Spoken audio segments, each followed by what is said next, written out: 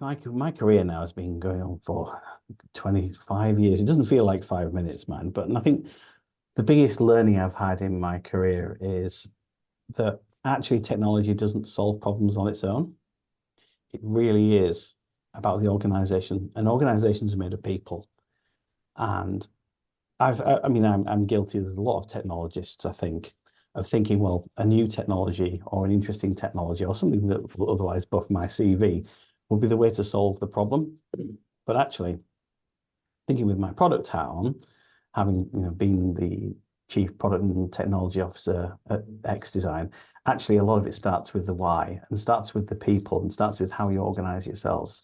And I think that really, there's only been maybe 2 or 3 times in my career where the actual tech was the key to it. Things like low latency trading platforms or enormous message brokers, but actually most of the time it's figuring out really what's the right thing to do is with the people you've got. And that's really key, I think, is do not ignore the fact that this is a people-driven business, even though we're in technology. I think if I was to give myself some advice, maybe 2 or 3 years ago, is not underestimating that when you move into a role on the exec, things change a little bit. I got by most of my career really being quite strong technically and building really good technical teams. But actually, when you become an executive, the actual business acumen, understanding how the business works, really matters, and you have to learn that really quickly. And I was very lucky that our chief financial officer took me through how all of that worked. But actually, because it's not against a people first culture to actually think about how the business works, because actually really, if you have a healthy business that makes money in ethical and responsible ways, then you can continue to have a great culture. And this will not be natural to a lot of people who've come up through the technical ranks, maybe to like a chief engineer or something, then going into the exec team. It's not natural at all. You're suddenly exposed to a whole new world. And I advise people to learn as much about how companies work in whatever sector you're in as possible, so you can actually bridge those 2 worlds. You are becoming a bridge between the technology team and the actual functioning business. Really interesting topic, AI. It is already impacting the world of tech, and it has been for years, but it keeps coming in waves. And obviously 2023 was a big wave with OpenAI and ChatGPT.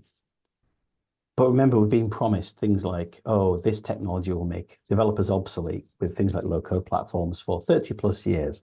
And it's never really happened. I think what it's going to do, though, is enable people to do things more efficiently, to supercharge people. They've shown in studies that actually what AI does for people is it doesn't necessarily supercharge the top performers as much, but it's a bit of a leveler of the playing field. It actually starts to help those who maybe aren't quite as hot on things like communications.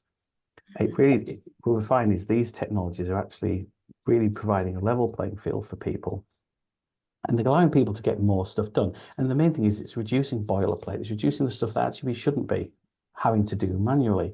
And that's been really key for years with automation, CI/CD, is automating out the stuff that is actually boilerplate, that is kind of de rigueur. But what that enables you to do is spend time actually thinking and collaborating. I think that's the special secret sauce of this all, is you get more time to spend solving the problems that really matter. I think it's really interesting. This year, cyber threats are definitely changing, and we've seen the industry figures back this. The movement has been more towards the soft target, the human. It's actually getting harder to hack in systems as AI is presenting both threats, but also opportunities for defense as more cybersecurity tooling has started to incorporate AI.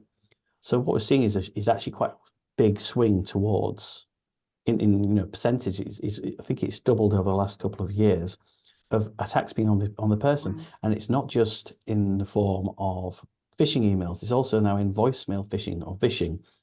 Even recently, there was a whole full Zoom video phishing attack with video and audio, and we now need to start thinking critically and putting things in place to detect these kind of AI-enabled attacks, because we are the easiest way into any system.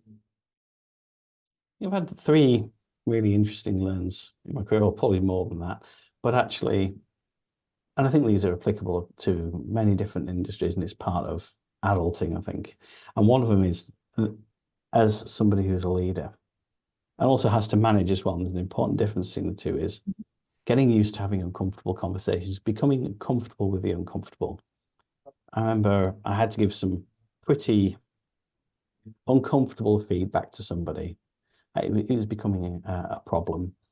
And the amount of internal anxiety that caused me thinking about how they're going to take it. And I spent so much time fretting over it. But when the main thing was then structuring it, being matter of fact and making sure it was backed with evidence, and then going into it with compassion and prepping them and understanding that this conversation is happening, but it's not a terminal conversation. But then delivering that feedback in actionable ways with evidence. They were actually okay with it, and they thanked me for that honesty. So actually, not having the uncomfortable conversation could be worse for them, because that could have been terminal at that point. You know, that could have ended their career at that point, or ended their current role. So actually, getting comfortable with uncomfortable conversations is doing other people a service. You have to understand that, and even if it really hurts to do it at the time. Interesting one from my career is, as I rose up through the ranks and became more senior, is get to a certain point and there are people more junior than you who actually have much more current knowledge, and getting comfortable with being wrong or not knowing the answers and actually just teasing them out of other people. That's really important. So I remember going into a meeting, and about it was an architecture meeting, and suggesting something and then being challenged on that. And they were right, or at least they were, I'd say their solution was more optimal. At the time, that really hit my ego. And learning to put your ego at the door, leave it at the door there, and consider that you might not have all of the answers, you might not know everything, and that actually, as you get more senior, you're doing more glue work and trying to fit the bigger picture together. And then it becomes a bit more liberating, because then actually you're giving other people a chance to shine, you're giving other people a chance to grow. And you don't have to be the single bottleneck for good ideas. And actually, you know, nowadays, because I'm not as directly hands-on technical anymore, my ideas are probably far too outdated nowadays. I think the other biggest learn is being in the technical field, and we're coming full circle here, back to the original point, I think, is actually it's human driven, and facts and numbers don't necessarily sell people. You know, it doesn't necessarily convince people. You have to understand, you have to get good at being a good storyteller. You have to think about storytelling structures and convince people, because actually there's loads of stuff inside your head that makes it make sense in your head, because you know all the why, probably, if you're trying to convince somebody.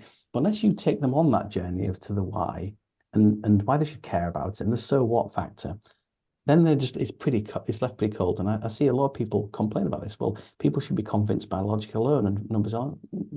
That's just not how human beings work. Storytelling is one of the oldest art forms that's been through us as we've evolved. It's fundamental to the human experience. So learning to become a good storyteller has completely changed the way I do pitches or I do board presentations. So understand now, people need to get excited by and understand the vision. My favorite thing about the tech industry is that it's constantly growing and changing, and that I'm not solving the same problems or having the same conversations year on year. So the fundamentals matter. You know, how computer science and software engineering works hasn't changed that much over the years, but the actual problem space has. The shift to product, the rise of cybersecurity, the rise of AI, companies becoming more data-driven, lots of other industries becoming digital, we're constantly changing and shifting. And this means you're constantly learning, and that keeps you fresh and excited. And that's why I'm still excited 25 plus years in this industry, that there's so much more to learn, so much more to do. I don't feel like I'll ever reach the bottom of it.